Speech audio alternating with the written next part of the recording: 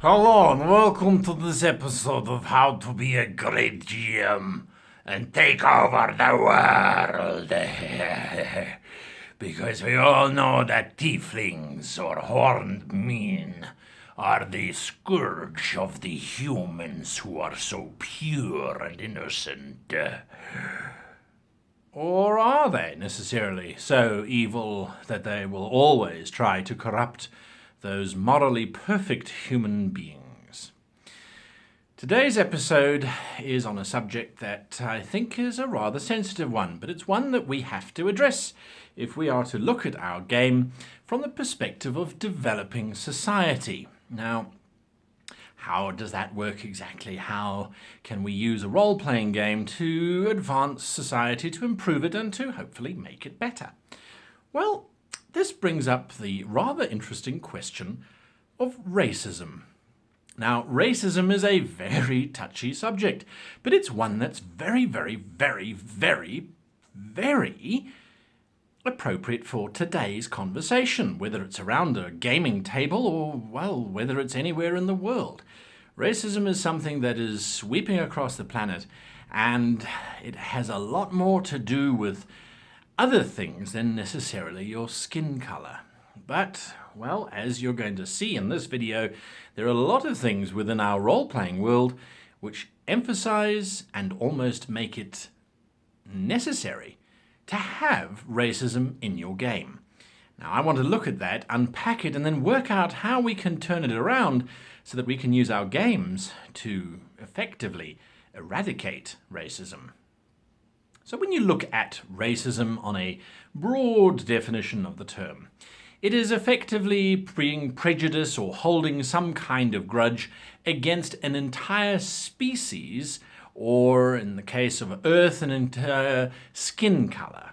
One can be racist towards Chinese people, black people, Australian people, Welsh people, freckled people, red-headed people, gay people, straight people, all kinds and all manners of people can have some kind of prejudice against. But racism in particular is the type of prejudice which just makes no sense, because you have no control over your race. You are born as you are born. So it's one of those strange things that still manifest and still exist today.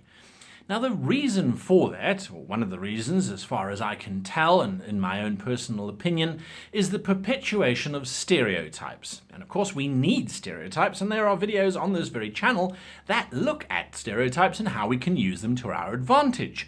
Like how to stereotypically avoid playing a person of the opposite sex in such a way that you insult all females or all males around the planet. Or at least you try not to.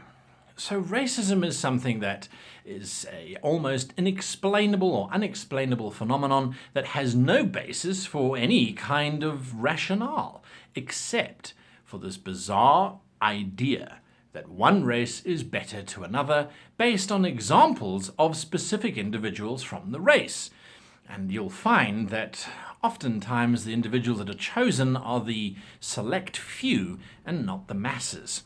Now, of course, if you look in a role-playing game, we require that in order to operate successfully, don't we? If you open up a monster's manual from Dungeons & Dragons or Pathfinder or Conan, or even if you open up Alien's Compendium from, say, Star Trek, you will find racial profiling at its absolute pinnacle, far more so than we do in our own environment here on Earth. Orcs are always going to be brutish, violent, savage creatures who just want to go to war and rape and plunder and pillage. Goblins are always sneaky little things. Klingons are always gruff, honor-bound. Romulans are always sneaky. Cylons are always out there to destroy humanity. Whatever species you pick, whatever particular race you want to identify in your role-playing games, ultimately it's going to come down to some kind of racist judgment. All of these people from this race, whether they're tieflings or something else, will act and behave in a similar kind of manner. And it's only the special few, the specific NPCs that your party happens to meet up with, that will break that mold. Now the question is, why? Why do we perpetuate this idea that all goblins are sneaky and manipulative, all Romulans are backstabbing and just want to turn the tables on their opponents? Does that really hold true? And the answer has to be an emphatic no.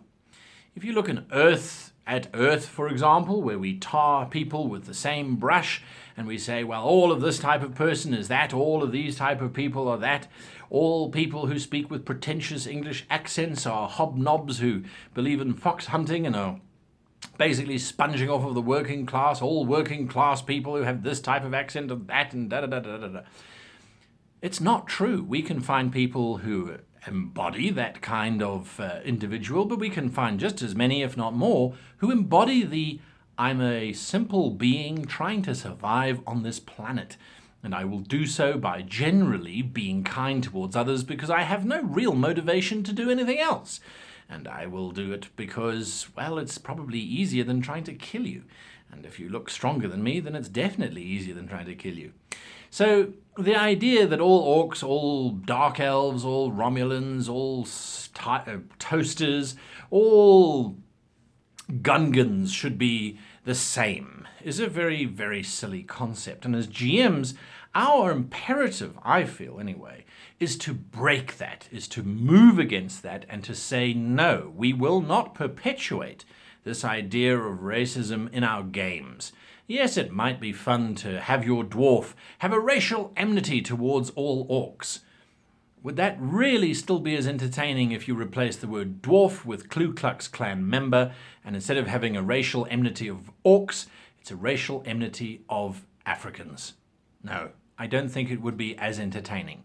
But because these are fictitious creatures, we allow it, and in actual fact, we encourage it and perpetuate it, whether it's in cinema, literature, or in our games. We need to break that if we are to break away from this idea that simply because your exterior is a certain look and a certain feel, it means that you must be judged accordingly.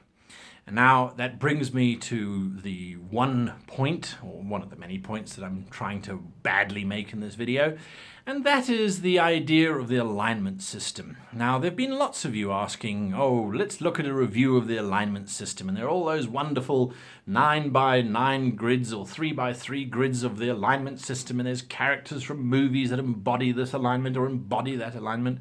But the alignment system is really just another tool for engendering difference.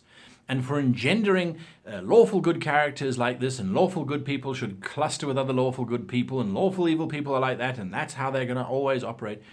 It's again just this idea of entrenching that there are absolutes, that there are differences. This kind of NPC is that, this kind of NPC is that, this kind of NPC is that. And lawful evil orc, well, lawful, what do they know about law? Ha ha ha. They're all chaotic, anarchic creatures who rebel against their chieftains and just want violence. The idea of perpetuating a specific difference based on race needs to be removed. And it also needs to be removed from the idea that there are creatures that are all lawful evil, all chaotic evil, all lawful good, all neutral good, all etc., etc. And if you don't have an alignment system in your game, that's a good thing. I've never been a proponent of the alignment system, and I am dead against it, as a matter of fact. It simply creates more divisions. What we should be looking at is we should be looking at how to make those races as diversified, as interesting, and as amazing as the races that we have here on Earth. Now, I was looking at the map of Braxia that I made, and I had broken it down into about 14 kingdoms, and I thought, gosh, that's a lot of kingdoms. I think that's pretty damn spectacular. It's absolute rubbish. That's as good as maybe one small little area here on Earth. We don't touch nearly on the diversity and the amazing different cultures that we perpetuate and that we have all around us. So by trying to remove racism, by trying to make not every single orc exactly the same as every other orc, it encourages you to say, well, this group of orcs broke away and they happened to discover this particular piece of magic, and that allowed them to become scholars. And this group allowed them to become that, and this group allowed them to become that.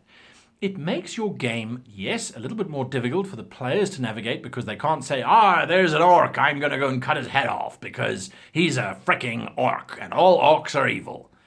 Well, we may have thought like that 100 years ago, but we don't think like that anymore, or at least we certainly shouldn't anyway. So why perpetuate in your games? It's much better to say, well, there's a bunch of orcs. We need to talk to them and discover their intentions. Oh, their intentions are to blow up the castle. Well, now we can cut their head off. Or, their intentions are they're a wandering band of acrobats and performers who bringing their own unique interpretation of the dagger dance that's particularly specific to their orc tribe that grew up in the mountain ranges where their daggers are made out of live dragons. That sounds amazing. Welcome to the table. Come and join us and let us relish in our differences. Another thing to look at in your games, and this touches on racism, and I won't go too deep into it because I realize this may have become a little bit of a, social justice outcry or something along those lines, is the idea of ethnocentricity. Now, I love saying that word, ethnocentricity. I think it's one of those wonderfully complicated words which means something very, very simple. It's simply having pride in one's own culture. And unfortunately, in Earth today, that seems to be pride not in one's culture, but in one's skin color. Again, racism is rearing its ugly, ugly head. One can be proud of your culture and not necessarily of your skin color. I know certainly that when one looks at it, you go, well, if we just removed skin color, we'd remove a lot of problems. Well, perhaps we would. We would remove a lot of visual cues that cause a lot of these problems. But it's our cultures that we really should be looking at and that should be dividing us. And of course, culture comes and develops along different lines, and the same language groups have vastly different cultures. But those are what should be separating your orcs, that these orcs speak this type of dialect and these orcs speak that type of dialect.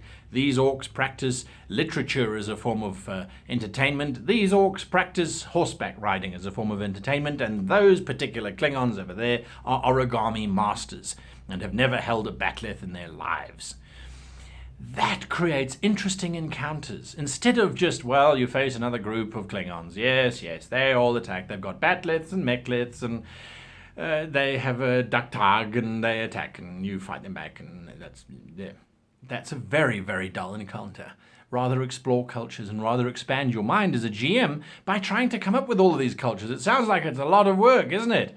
Yes, it is, but it's much more valuable and it's much more worthwhile to do that than to simply just fall back and say, they're just all evil. They're all good. They're all this. They're all that. So, rant over, I suppose you could say. I believe that we have we have a duty as role players, as game masters, to explore the options and the ideas of removing these racial prejudices that we have against fantasy creatures, let alone real creatures, and to make sure that the younger generations that are coming through don't get this idea that it's all right to say all orcs from Mordor only want to serve Sauron. What if there was a little rebellious group? What if there was a bunch who went, hang on, my lord, why do we need to hunt down hobbits? Surely we should be looking at developing an agricultural base here in Mordor. We've got all this fertile soil. We certainly could start some vineyards and generate quite a nice wine. Mordor 347C.